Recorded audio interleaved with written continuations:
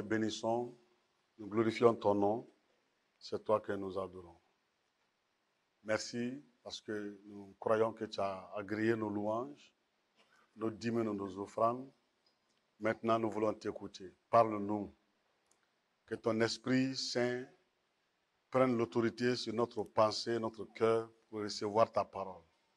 Accorde-nous ta grâce et fais-nous sortir dans ta présence avec de grands biens. Que ton seul nom soit glorifié au nom de Christ Jésus. Amen. Bien-aimés dans le Seigneur, bienvenue dans la présence de Dieu. C'est l'heure d'écouter la parole de Dieu. Nous voulons profiter de ce moment pour remercier nos frères, nos collaborateurs qui ont eu à passer ici pour nous enseigner, notamment Daniel Koulibaly, Emmanuel Keita, Armand Damele. Le dimanche passé, notre pasteur a continué avec la parole pour nous enseigner. Que tout ce que nous avons reçu de la part du Seigneur, que cela soit une bénédiction dans nos vies et que de nos seins coulent des fleuves d'eau vive pour la gloire de Dieu. Régnez par la prière. Je vais continuer avec notre thème de l'année. Nous sommes en train d'aller petit à petit vers la fin d'année. Et ce thème, alors l'impact du jeûne et de la prière, va nous conduire jusqu'à Noël. Régnez par la prière. Nous sommes en train de parler de l'impact du jeûne et de la prière dans notre vie. Et Jésus nous a encouragés toujours à prier sans relâche. La prière doit être un mode de vie, notre mode de vie. Prier sans cesse, sans relâche. Parce que, alors, la terre est telle qu'elle est aujourd'hui, nous avons besoin de prière. Le thème d'aujourd'hui est intitulé « L'Éternel est notre sécurité ». Nous sommes toujours dans la dynamique de l'impact du jeûne et de la prière. L'Éternel est notre sécurité. La terre est dans l'insécurité totale. Toute la terre. Il n'y a aucune nation qui est en sécurité aujourd'hui. Notre continent, l'Afrique, notamment le G5 Sahel, précisément le Mali, nous sommes dans l'insécurité. Partout, du nord au sud, au centre, partout, même jusqu'à Caille, c'est l'insécurité partout. La présence de toutes ces forces armées prouve que nous sommes en insécurité. Et si telle est aujourd'hui la situation de la terre du Mali, l'enfant de Dieu, les chrétiens, l'Église, où en qui est-ce que nous allons nous cacher? La parole de Dieu dit que l'Éternel est notre sécurité. Il a prouvé et il continuera à le démontrer. Nous avons vu que le peuple juif était menacé au temps d'Esther. Alors, ils sont humiliés, ils ont gêné et Dieu a montré qu'il est leur sécurité. Ils ont été sauvés. Il y a 3 rois qui ont déclenché la guerre contre Josaphat. Il a convoqué le peuple, ils ont décrété un jeûne, alors Dieu a été leur sécurité. Ils n'ont pas fait de combat, mais ils ont gagné. Aujourd'hui, nous allons voir à travers Esdras comment est-ce que Dieu a été la sécurité alors, du peuple que Esdras a conduit de Babylone à Jérusalem. Esdras chapitre 7, verset 1 à 8. On va lire du verset 1 jusqu'à 10. Ensuite, chapitre 8, verset 21 à 23 et verset 31 à 34. Esdras chapitre 7. Après ces choses, quand vous lisez le début du chapitre de Esdras, vous allez voir que Esdras, quand il a conduit un groupe, quand ils sont arrivés à Jérusalem, il s'est focalisé sur la restauration du temple et le culte, l'adoration et le sacrifice. Et c'était sous l'édit du roi Cyrus. Donc, ils vont reconstruire le temple. Ils vont, avec Zorobabel, ils vont faire la dédicace du temple.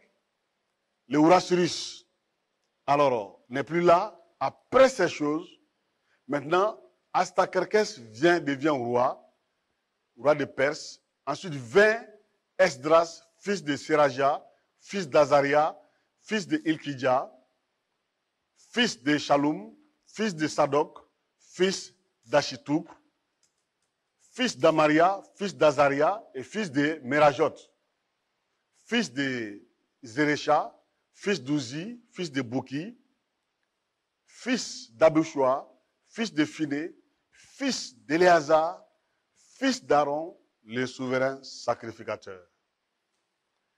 Cet Esdras vint de Babylone. C'était inscrit, versé dans la loi de Moïse, donnée par l'Éternel, le Dieu d'Israël. Et comme la main de l'Éternel, son Dieu, était sur lui, le roi lui accorda tout ce qu'il avait demandé. Plusieurs des enfants d'Israël, des sacrificateurs et des Lévites, des chantres, des portiers et des Néthiniens vinrent aussi à Jérusalem, la 7e année du roi Artakerkès. Esdras arriva à Jérusalem au 5e mois de la 7e année du roi. Il était parti de Babylone le 1er jour du 1er mois et il arriva à Jérusalem le 1er jour du 5e mois, la bonne main de son Dieu étant sur lui. Cet Esdras avait appliqué son cœur à étudier et à mettre en pratique la loi de l'Éternel et à enseigner au milieu d'Israël les lois et les ordonnances. Nous sommes dans le chapitre 8. Continue.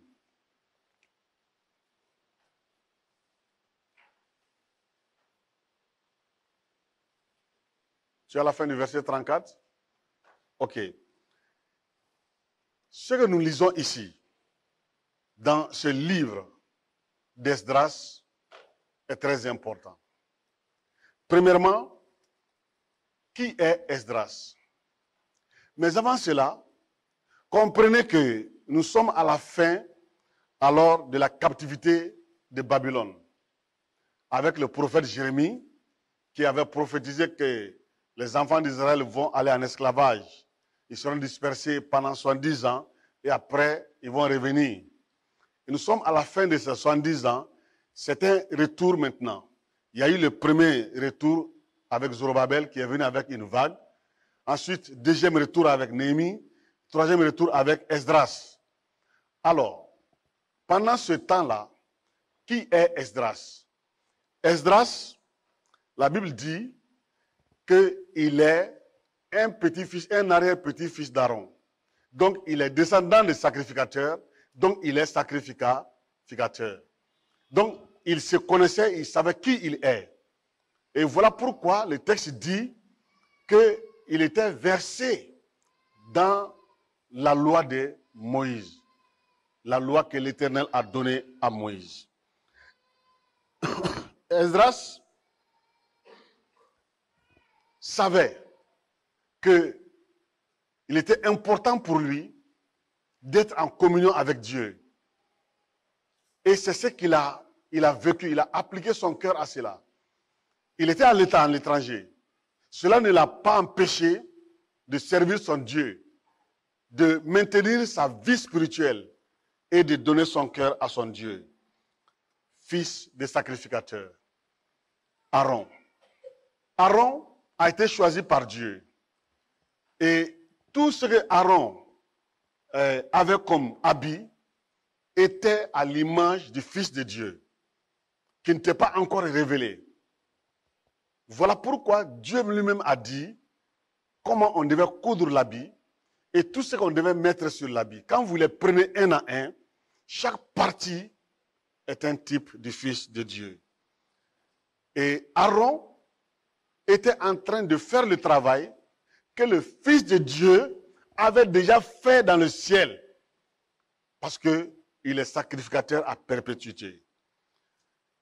Esdras est descendant de ce souverain sacrificateur Aaron. Qui sommes-nous aujourd'hui en tant qu'enfants de Dieu? La Bible nous donne plusieurs identités. Mais aujourd'hui, je voudrais attirer notre attention sur une identité que l'apôtre Pierre, dans son épître chapitre 1, chapitre 2, verset 1, premier épître, chapitre 2, verset 9, Pierre dit que vous, au contraire, vous êtes une race élue. Et regardez ce qu'il ajoute. Un sacerdoce royal. C'est ce qui m'intéresse aujourd'hui. Nous sommes un sacerdoce royal. Ça veut dire quoi? Que nous sommes des rois sacrificateurs. Le sacrifice n'est pas fini. On a fini avec l'immolation des animaux. On n'offre plus de bœufs, de moutons, de boucs à Dieu. Dieu n'a plus besoin de sang d'animaux. Parce que son Fils, depuis avant la fondation du monde, a dit, ô Père, je viens avec mon sang. Parce que tu n'as plus besoin de sang des boucs. Je viens avec mon propre sang devant toi. Et Dieu a agréé ce sang-là. Voilà pourquoi, à un moment donné dans l'histoire de l'humanité, le Fils est venu et il a offert son sang. Maintenant, quand il partait, il dit, j'ai donné mon sang pour tout le monde. Maintenant, je vous mandate. Levez-vous avec ce message, avec ce sang qui vous couvre. Portez le message à tout le monde, jusqu'aux extrémités de la terre. Et c'est ça, un royaume des sacrificateurs. Nous sommes des rois sacrificateurs. Un roi, c'est celui qui a l'autorité. Le roi ne travaille pas. Le roi parle et on exécute. Le roi ne vient pas prendre le ciment pour prendre la brique, il va construire le mur. Il dit, construisez-moi ce mur. Et Dieu a mis sa parole dans notre bouche en tant que roi. C'est pourquoi nous devons proclamer la parole de Dieu. Nous devons faire sortir la parole de Dieu pour que la parole agisse, comme il a dit dans la bouche d'Ésaïe. Ma parole ne retournera pas en moi sans faire ses effets. Dieu attend que sa parole fasse son effet. Ce n'est pas le péché qui peut arrêter la parole de Dieu, ni le diable, ni les démons. Ce n'est pas ces choses-là qui peuvent, même l'insécurité ne peut pas arrêter la parole de Dieu. Mais si le porteur de la parole de Dieu ferme la bouche, elle n'ira pas loin. C'est pourquoi nous sommes un royaume des rois sacrificateurs.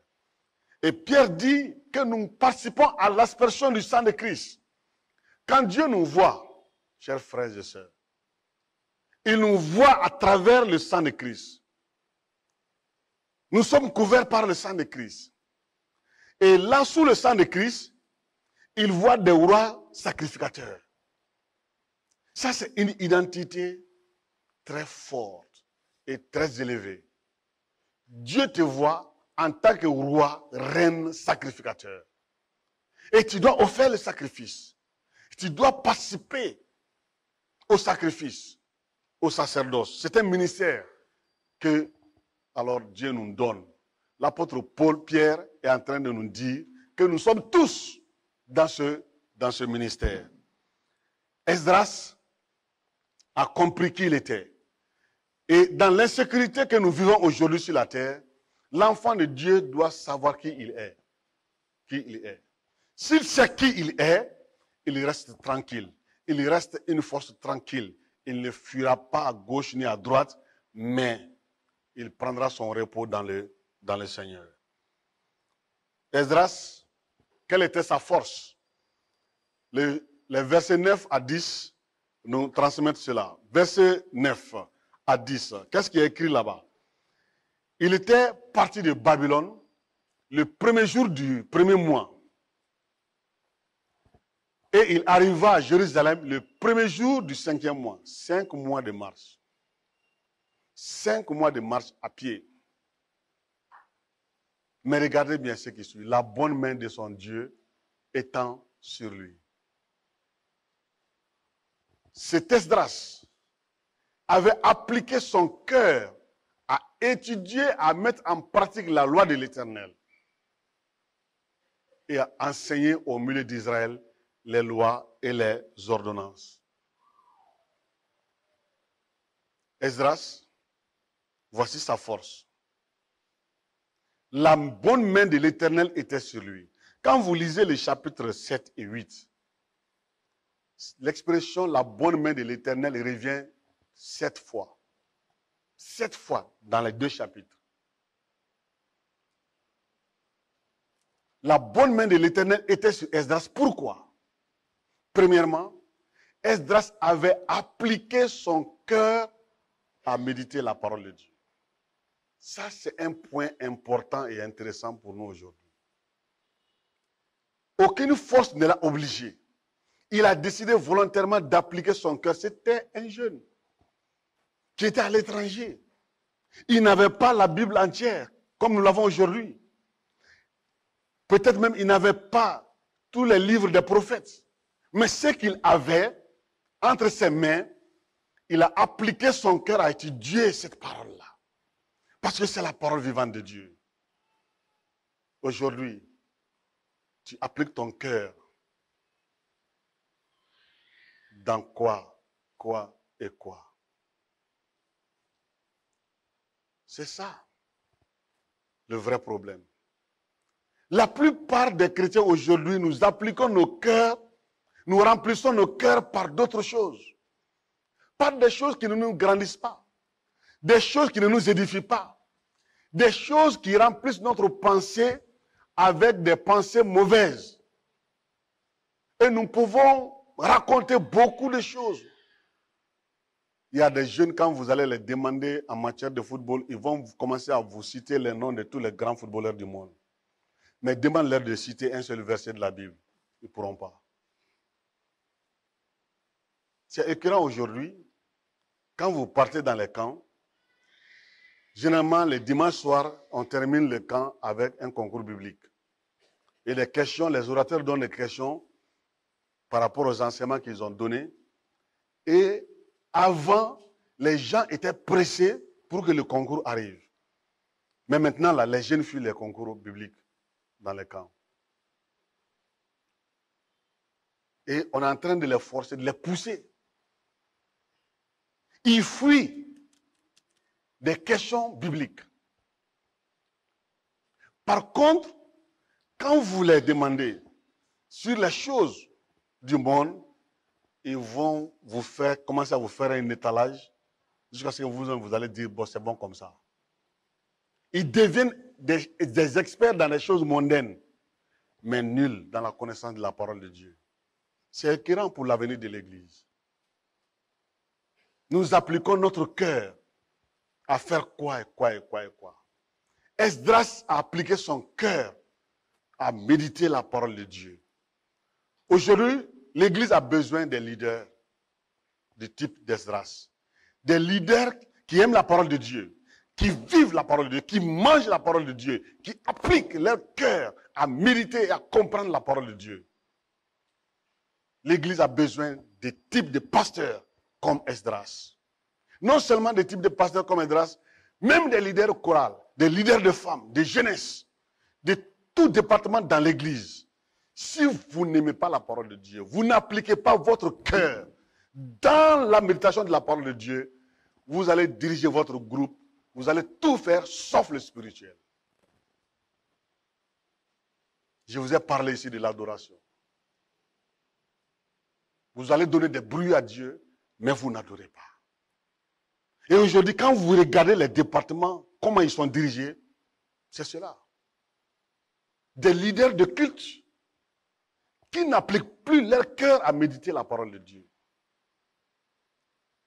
C'est pourquoi vous allez trouver même des traducteurs des messages dans l'église, ils n'ont pas les mots bibliques. Parce qu'ils ne lisent pas la Bible. Toi, tu ne lis pas la Bible, tu veux traduire un pasteur. Tu vas dire, tu n'as pas les mots bibliques. Tu vas dire autre chose. Deuxièmement, la force de Esdras, il appliquait dans sa vie ce qu'il lisait. Ça veut dire quoi? Il obéissait à la parole de Dieu. L'obéissance à la parole de Dieu. Dieu ne va pas prendre un fouet pour nous suivre. Si tu n'obéis pas à ma parole, je vais te frapper. Non. Ça doit être volontaire. Aujourd'hui, la terre est dans l'insécurité. Satan est en train de tout faire pour faire du mal aux hommes, faire du mal à l'Église. Et ceux qui obéissent à Dieu, c'est eux qui vont voir le chemin que Dieu va frayer. La chorale a dit que Belzébul a envoyé le démon le plus dangereux contre. Mais Christ est là. Et vous pouvez comprendre que Christ est là si vous ne méditez pas la parole de Christ. Comment est-ce que vous allez comprendre? L'insécurité que nous vivons au Mali, nous avons besoin de comprendre que notre sécurité est en l'Éternel, qu'il est notre sécurité, mais cela dépend de notre obéissance à la parole, à sa parole. Troisièmement, Esdras enseignait ce qu'il appliquait dans sa vie. Voilà. Quand tu es un leader spirituel, tu lis la parole de Dieu, tu l'appliques dans ta vie et tu peux l'enseigner. Tu peux l'enseigner. Tu es le mieux placé pour enseigner la parole de Dieu. Mais quand tu ne lis pas la Bible, tu ne l'appliques pas dans ta vie, tu vas lire les autres, tu vas recopier des livres et tu vas faire un discours. Beaucoup de pasteurs ne prêchent plus, ils lisent des discours. L'Église de Dieu a besoin d'enseignement. Et les enseignements viennent de sa parole. C'est pourquoi il dit à Israël, écoute, tout en écoutant. Ça dit que écoute chaque jour. Écoute et réécoute, et réécoute, et réécoute, et réécoute. La foi vient de ce qu'on entend, entendant. Et ce qu'on entend vient de la parole de Christ. Pour rester collé à Dieu dans ces temps d'insécurité, il faut vivre la parole de Dieu. Esdras, il avait appliqué son cœur à étudier et à mettre en pratique la loi de l'Éternel. Il a enseigné aux autres. Et j'ai dit que c'est ça un leader spirituel. C'est cette catégorie de pasteurs que Dieu a besoin aujourd'hui pour conduire son peuple. Dieu avait confiance en Esdras. Troisièmement, Esdras, il va décréter un jeûne et demande la protection de l'Éternel. Quand vous arrivez au chapitre 8, à partir du verset 21 et 23, alors il est écrit, versets 21 et 23, là, près du fleuve d'Ahava, c'est Esdras qui parle, je publiais un jeûne d'humiliation devant notre Dieu, afin d'implorer de lui un heureux voyage pour nous, pour nos parents, nos enfants, et pour tous ceux qui nous appartenaient. J'aurais eu honte de demander au roi une escorte et des cavaliers pour nous protéger contre l'ennemi pendant la route. Car nous avions dit au roi, la main de notre Dieu est pour les biens de tous ceux qui le cherchent. Mais sa force et sa colère sont sur tous ceux qui l'abandonnent. C'est à cause de cela que nous jeûnâmes et que nous invoquâmes notre Dieu. Et il nous exauça. Regardez Esdras. Quand vous lisez le chapitre 8, à partir du verset 1 jusqu'au verset 20, vous allez voir, on va dire que telle famille était là, ils étaient au nombre de tant de mâles. C'est-à-dire on a recensé les hommes. Et quand vous arrivez au verset 20, vous faites la somme, vous arrivez à 1500 personnes. 1500 hommes, sans les femmes et les enfants. C'est ce que Esdras conduisait de Babylone à Jérusalem. Et il y avait certainement parmi ce groupe-là, ce grand groupe des enfants, il a dit, il y avait des femmes. Certainement qu'il y avait des femmes enceintes. Il y avait des vieillards. Et ils ont fait 5 mois de marche. Maintenant, quand ils ont donné dos à Babylone, après 3 jours, ils sont arrivés au fleuve Ahava. il dit, mes amis, faisons une pause. Il est important que nous soyons en communion avec notre Dieu, qui veut que nous retournions à Jérusalem, chez nous. Et il a dit, la route est dangereuse. Il y a l'insécurité, il y a des bandits, il y a des voleurs, il y a des brigands, parce qu'ils avaient des grands biens, ils avaient de la richesse. Beaucoup de gens les avaient donné de la richesse pour le temple. Et il y en a qui ont donné pour leurs parents. Donc, il y a des serpents, il y a des montagnes, il y a des fleuves. Donc, il fallait alors qu'ils soient rassurés de la protection de l'Éternel. Voilà pourquoi j'ai dit notre sécurité est l'Éternel. Donc, il va décréter un jeûne. Ils vont jeûner, ils vont prier pour demander la protection de l'Éternel. La protection de l'Éternel. Cela est très important. Pourquoi? Esdras a dit au roi, nous allons partir, mais nous n'avons pas besoin d'escorte. On n'a pas besoin de militaires, de soldats pour nous accompagner. Parce que au roi, le Dieu que nous adorons, qui s'appelle Yahweh, sa main est sur nous. Sa main nous protège. Et en plus de cela, sa main est contre ceux qui l'abandonnent. Faisons attention. N'abandonnez pas Dieu. N'abandonnez pas l'Éternel. Le Dieu que votre Père vous a montré. Si vous l'abandonnez, vous entrez dans les sectes, vous commencez à adorer les diables, vous commencez à adorer les démons. Alors vous avez donné dos à l'Éternel. Et Esdras a dit, sa parole est claire, sa main et sa force sera contre vous. Dieu n'aime pas qu'on l'abandonne. C'est pourquoi vous avez intérêt à revenir vite, avant que le jour mauvais n'arrive. Quand Esdras a proclamé cela devant le roi, il a dit, je ne pouvais plus aller demander au roi. Donc il fallait que maintenant ma foi agisse. Donc, peuple de Dieu, jeûnons, humilions-nous. Il faut que notre foi agisse maintenant. Notre foi appelle la protection de Dieu. Et nous avons chanté. Quand Dieu, la main de Dieu ouvre le chemin devant toi, qui peut fermer ce chemin-là? La main de Dieu a ouvert le chemin devant Esdras et devant tous ces 1500 personnes avec leurs biens. 5 mois de voyage de Babylone à Jérusalem.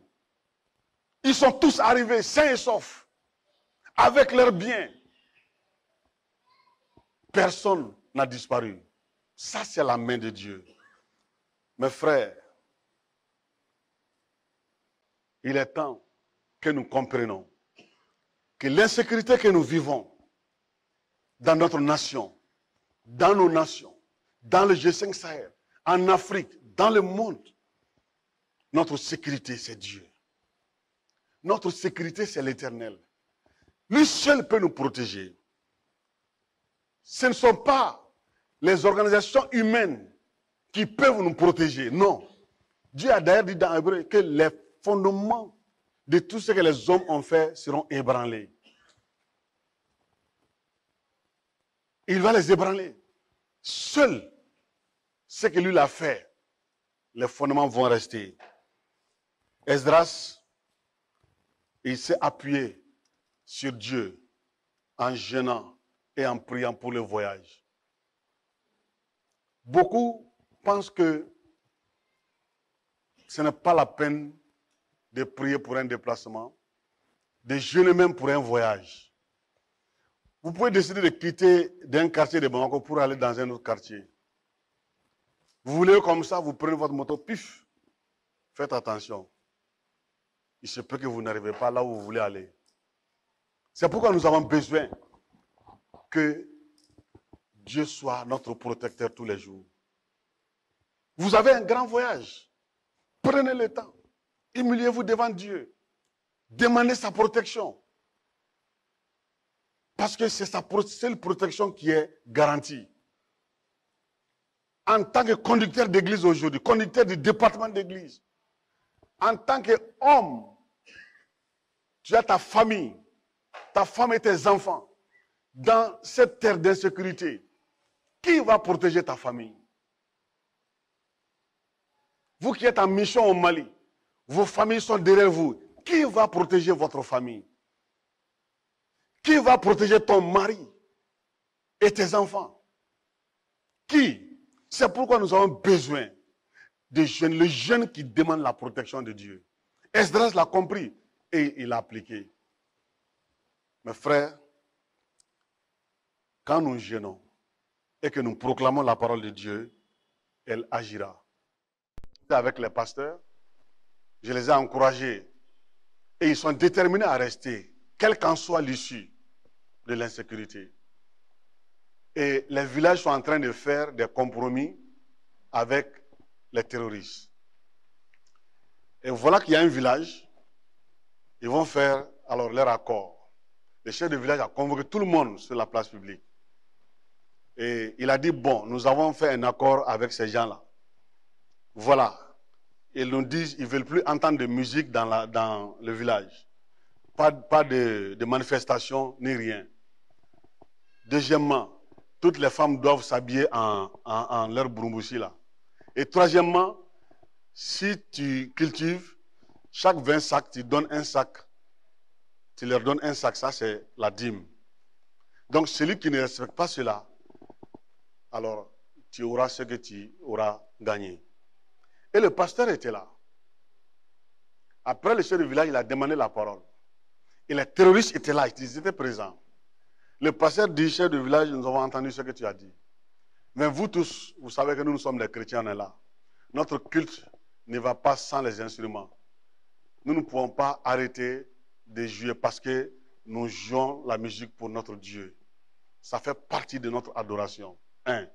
Deuxièmement, nous sommes chrétiens, nos femmes ne porteront pas de broumboussi. Troisièmement, notre dîme appartient à Dieu.